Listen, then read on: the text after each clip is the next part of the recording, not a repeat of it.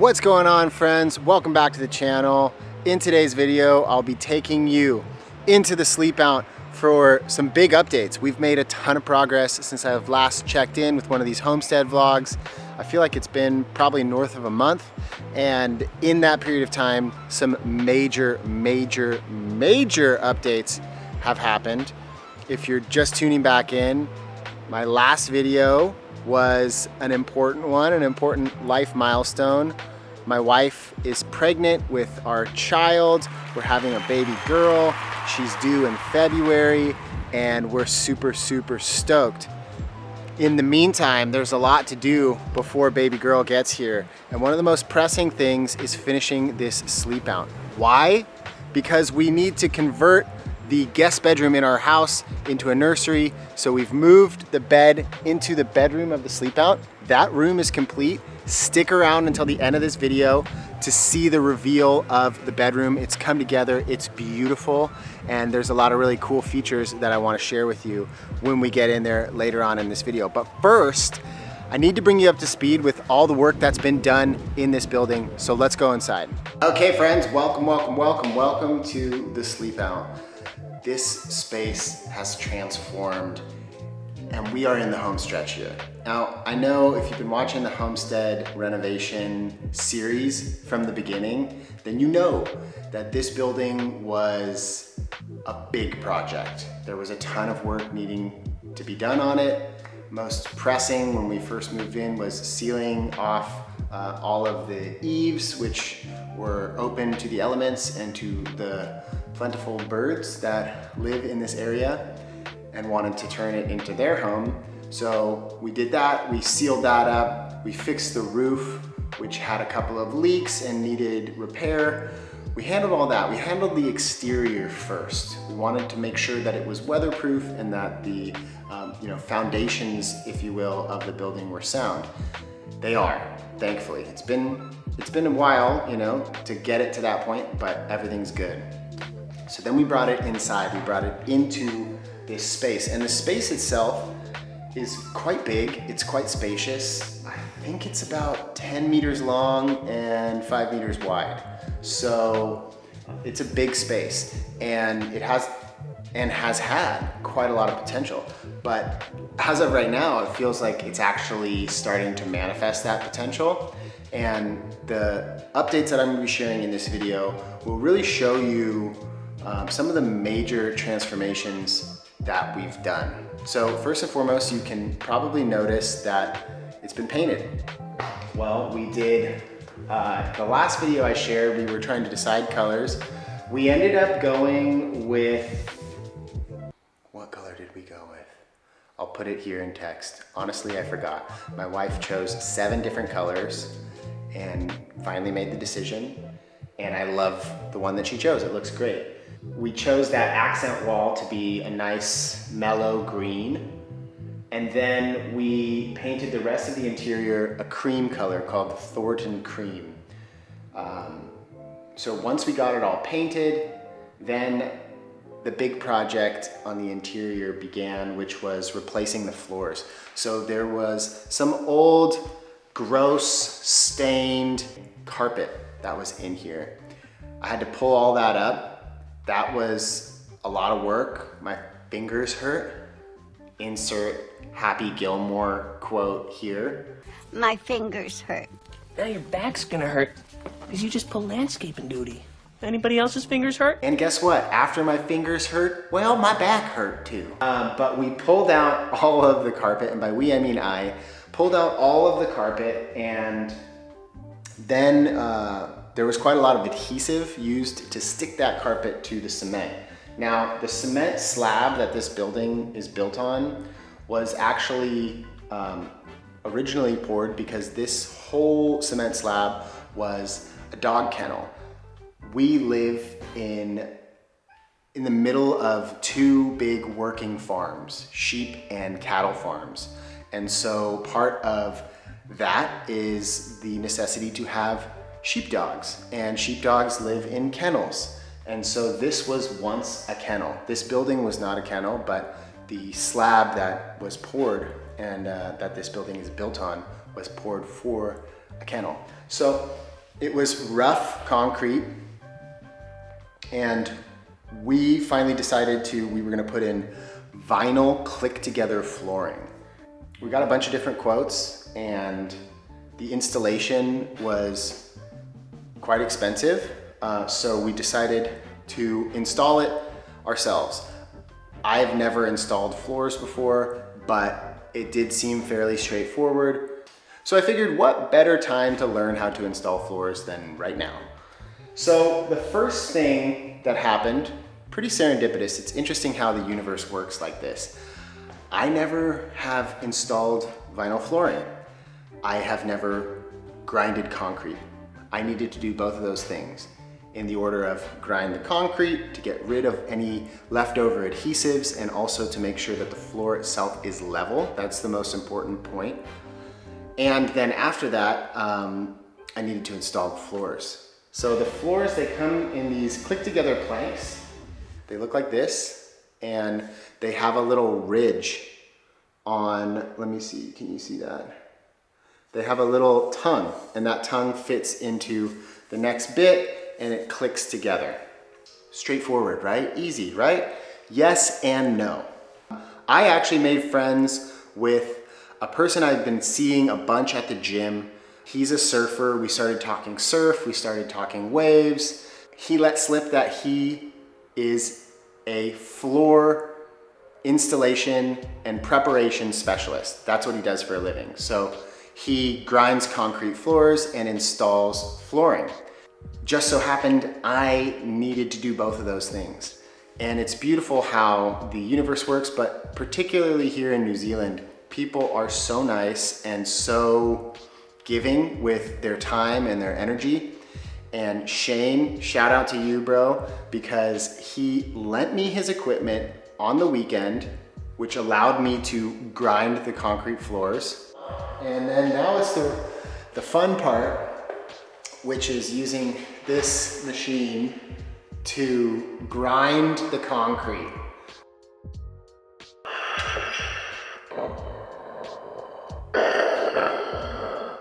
Luke, I am your father.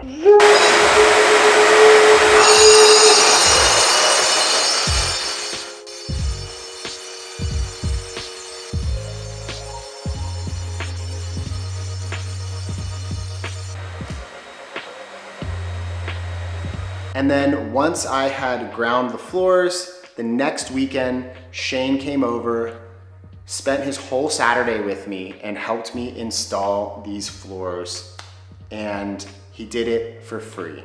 And that is just like, it really resonates and shows like the most beautiful aspect of the Kiwi spirit is like this willingness to help other people.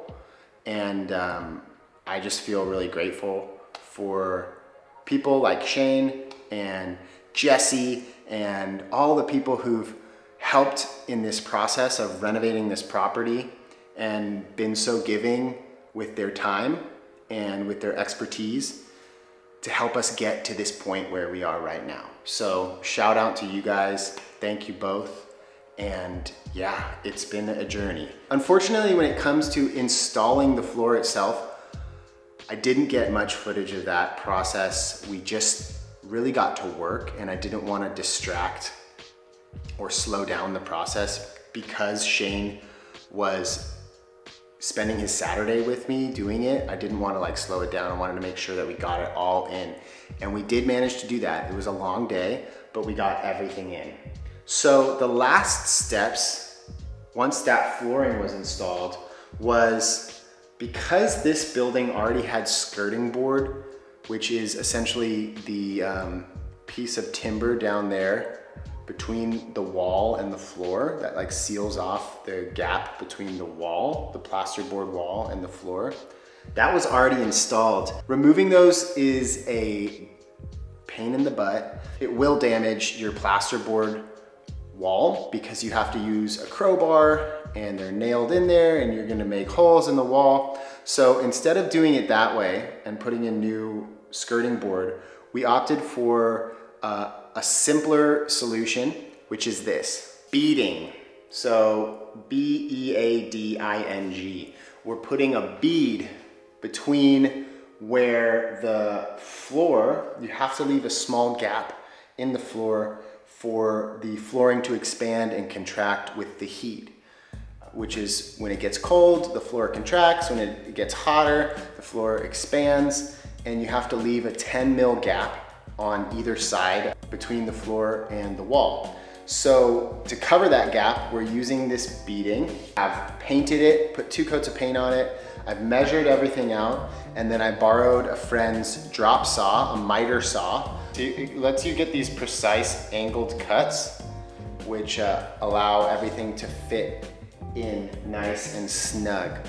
And then essentially we've had to install that all the way around the entire building. The bedroom is done, and I'll show you that later, like I promised. And if you're enjoying this content and you enjoy following along, then do me a favor and give this video a thumbs up. So what we're gonna do now is we're gonna finish the installation in this living room space. I've gotten this back wall and that large wall installed. I have to do some of the little tricky corners in through here, behind you, and then along the front. And essentially that process involves taking some adhesive, like a glue, and running that along the top edge, and then we fit the piece into place, and we take little nails and we hammer a couple of nails in there so that it fits nice and snug against the wall and covers up that gap. So we'll do that, then we'll punch all of those nails and we'll cover it with a little bit of putty plaster. That way later we'll come back, we'll sand it, we'll put a little bit of paint over it, and voila, it's done. The only other thing that I'll have to do is I built a stair to get into the bathroom. Take a look. I built this stair out of some leftover pieces of pine planking that we had from when I built shelves in the office. And you know, I have 2 options here. I could go and try to find a stain to match the timber, or try to match the timber to the flooring. And that is an option, but also, you know, I'd like to experiment with just cutting and installing and seeing if I can't get something that looks good and just match it up here.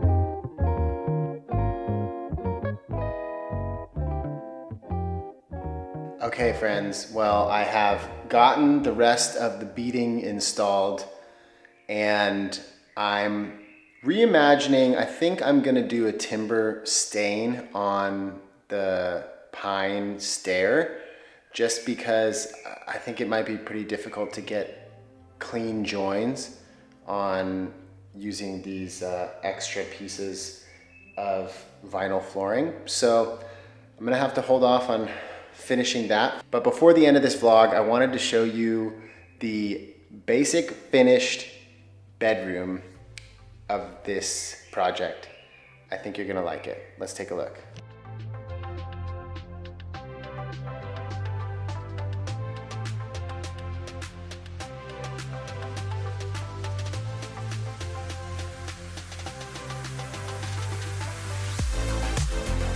Check this out.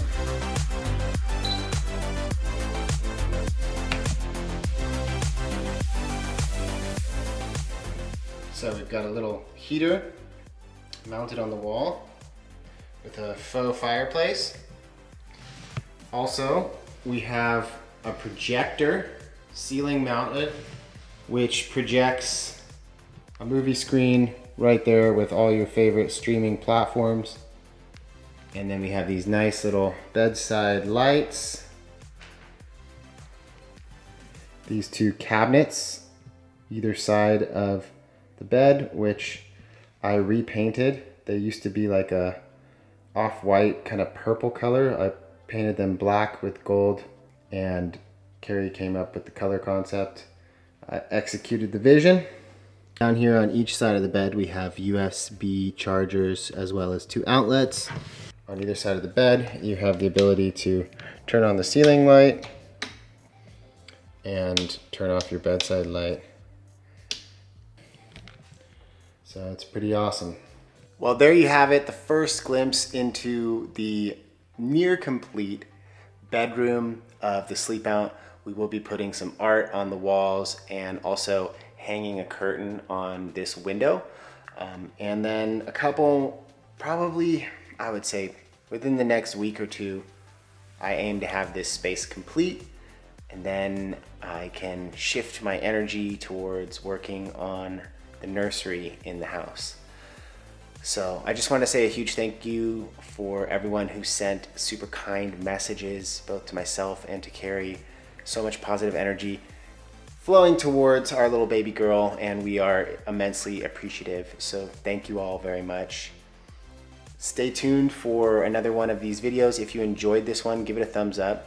And also keep an eye out. I've got more travel content coming out, more travel guides. And I want to say a huge thank you to everyone who has purchased my travel itineraries. It's really awesome. So many 10 of 10 reviews and so many people buying those and finding them useful. So that makes me really happy. If you haven't had a chance to check those out yet, you can do so by clicking on the link in the description of this video. And if you're not subscribed yet, let's change that. Hit the subscribe button so you don't miss out on any future content. Okay, friends, we'll talk soon. I'll see you in the next one. Until then, I'll be in here finishing this project. Peace.